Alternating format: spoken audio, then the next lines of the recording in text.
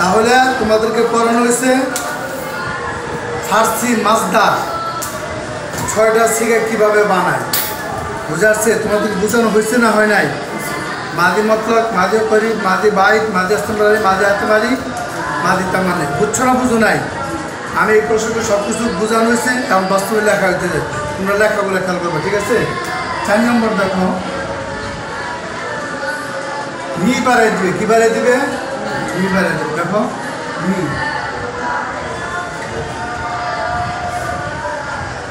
শুধু মি আমক না, হ্যাঁ?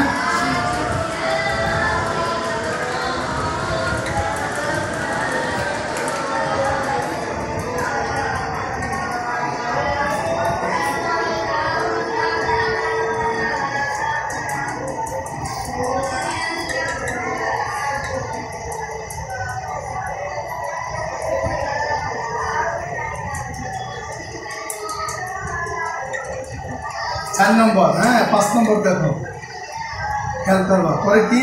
শুধু বাসক বাড়াই দেবে। কী বাড়াই দেবে? वही अमल करो जो मादी मतलब में किया था। वही अमल करो जो मादी मतलब में किया था। যেমন ধরো আমাদের বাসক দেখো, ভালো করে আর বাসক বাড়াই দেবে।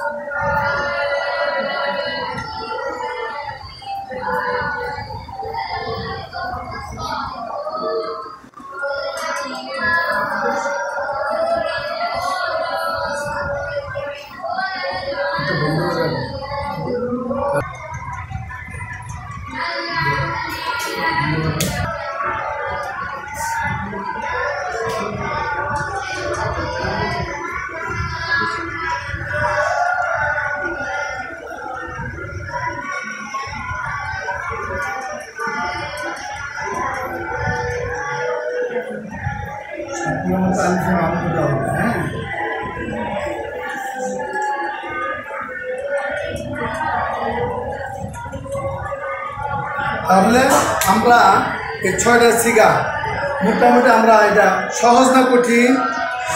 সহজ না কঠিন? তাহলে আমরা এভাবে খেয়াল করবো, একদম সহজ। একটু মাথা ঠান্ডা মাথায় বুঝতে হবে, একটু ঠান্ডা মাথায় দেখলে একদম সহজ, ঠিক আছে? এখানে মাদি বই, তো এটা হলো মাঝে করি, এটা মাঝে করি।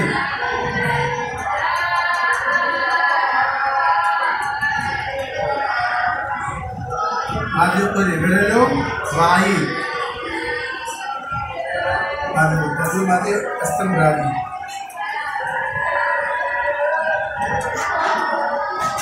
अस्तम रानी ये अहत्य मादी ये तमाम नहीं।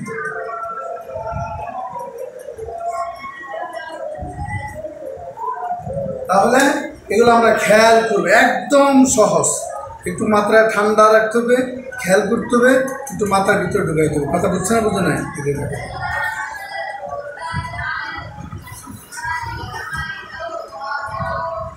তাহলে আমরা এগুলো খেয়াল করবো। আমরা কি করব?